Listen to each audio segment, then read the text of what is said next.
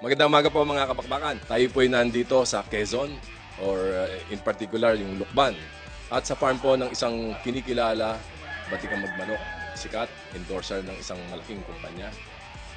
Magagaling ang manok, si Ginoong Hans or mas kilala sa Honey.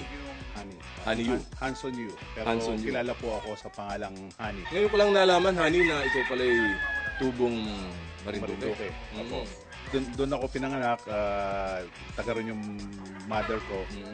Yung father ko naman is from Pitogo, Quezon. So, lumakas sa probinsya, natuto ako magmanok sa influensya ng lolo ko na doon sa Marinduque na isa rin magsasabong.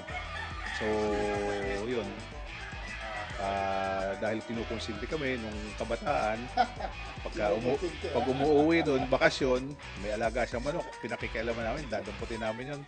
Tapos, puso sa probinsya yung naggagala kami, nanguulog kami, lahat ng makikita namin alpas na manok, hahagis na namin yun. Doon nag-umpisa yung hilig ko sa manok. Sa lolo pala.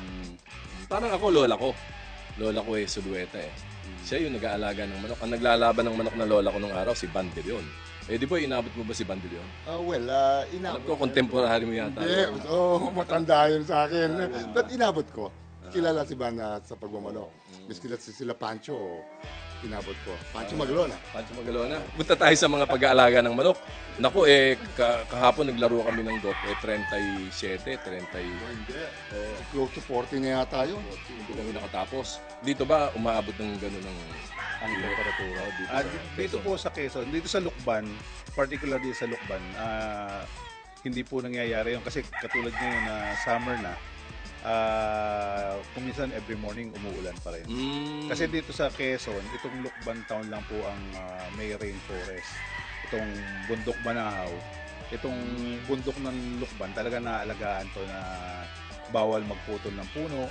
Kaya kahit na sabing summer na, talaga nag-uulan pa rin. Oo nga, kita mo nga, dumidilim pa ngayon langit sa Galirin. Kaya ngayon medyo kulimlim doon sa taas at tatlong bundok. Kanina nga, yung pagkita ko rito, tinanong ko si Hani, Hani, nagdidilig ka ba?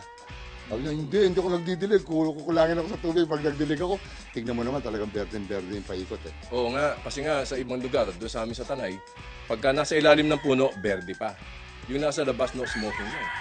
Ngayon, nagdilig kami, ang laki ng tubig ko sa Tanay. Tanay, oo. Kulang-kulang 4,000. Yun lang po ang advantage namin dito sa Lukban, Quezon. Talagang, kasi gawa ng klima dito na malamig. Close to parang, hindi naman kasi labig ng Baguio. So siguro same ng lamig ng Tagaytay. Lipa. Oo, lipa din lang. Whole year to na hindi na-dry ang damo. Whole year naman kami nag-grass cutter. Okay.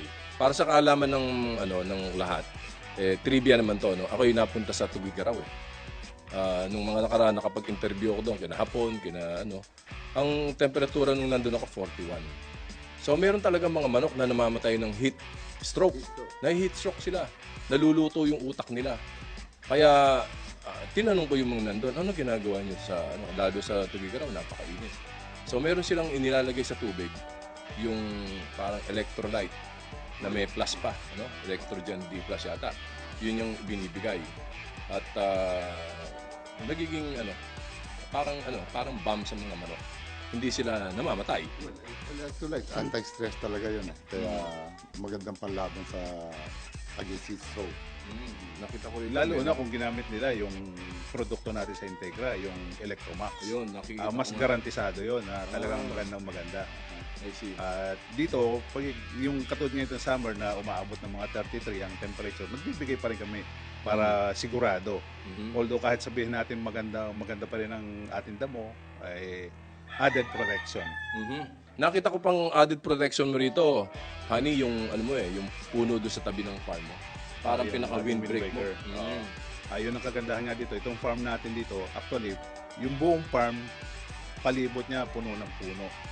So, Mahogany kahit na yata medyo malakas ang hangin sa ibang lugar, dito sa akin, medyo controlled. May windbreaker tayo. Kasi nga, pagka yung manok mo na nakahapon doon sa itaas, akala ko panungkit ng yun eh. Ng mangga. Ang taas ka eh. Sinusubukan ko abutin, hindi ko maabot eh. Ba't mo naman naisipan ang roost ng manok mo tira 10 feet? Well, yun, ang idea natin dyan is medyo pampalakas na rin ng wings ng ating manok.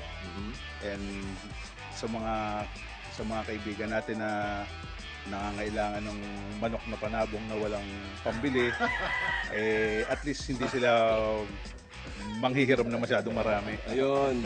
Yung bang Deterrent lang nga, deterrent. so yun ba yung mga buyer na pag pumunta hindi na nagbabayad. Tsaka hindi namimili. Gupit ng gupit, ginugupit pa yung tali, ano? Tapos nilalagay sa Ayun, o tako. sinasako mo, no? Well, at least pagka ganito ang ating roast, medyo Mahirapan sila. hindi siguro makakakuha ng marami, not unless kusang ibigay ng ating mga handler dito. Hindi, pero talagang napakalaki na ng sakit ng ulo ng industry ng pagmamanok dyan sa mga nakaw ng mga panabong. Pero ito mga kabakbakan, Bisen, kung walang bibili ng nakaw na manok, wala nang magnanakaw. I agree with you. I Totoo agree with yan. you, partner. Huwag nyo nang isumbong, sa halimbawa ng wag na, huwag nyo na lang bilhin. Dahil baka mamaya, buweltahan kayo di ba? Correct. Kaya nga, minsan ang tanong ko akala ko ba ang mga magsasabong mga maginoo? Bakit tayo nabili pa rin ng nakaw? Hindi rin po maiwasan kasi kung minsan sa isang bunto ng prutas merong bulok na napapasama. Yeah, pero pwedeng mabawasan pagka maraming magtutulong-tulong talaga na, wag natin ipatunay dyan. Para dun sa mga bumibili ng nakaw ng manok, sana manakawan din kayo. Yun ang karma, di ba? Kasi masakit sa dibdib mo yung mga manok mo, alaga mo, tapos pinalaki mo, inaasahan mo na mananalo sa pag inilaban mo. Hindi mo mailaban dahil pagpunta mo sa yarda, wala nang manok. Wala na pala yung panlaban mo. Kasabihan niya, yung magnanakaw, galit sa kapwa magnanakaw. Yan pa naman malimit pinagseselosa ng ating mga asawa dahil mas malimit talaga nakatutok tayo sa dyan kaysa sa kanila. Oo naman. Totoo naman. Kasi ito'y napakagandang sport. Talagang pinaghahandaan mo, kailangan manalo. Di ba? You don't spare yung mga gastos, hindi bali ang gastos, basta kailangan manalo ang manok ko. Sabi nga ng asawa ko yung ipot ng manok, dinadampot mo. Tinitingnan mo pa sa kamay mo. Samantala yung anak ko, pag dumamay, hindi mo malang mahugasan, nagsisisigaw ka na. Tawag kagad ng yaya. Pero ang sarap ng kwentuhan natin. Maghahanap buhay muna kami, honey. At sa aming muling pagbabalik, bakbakan na!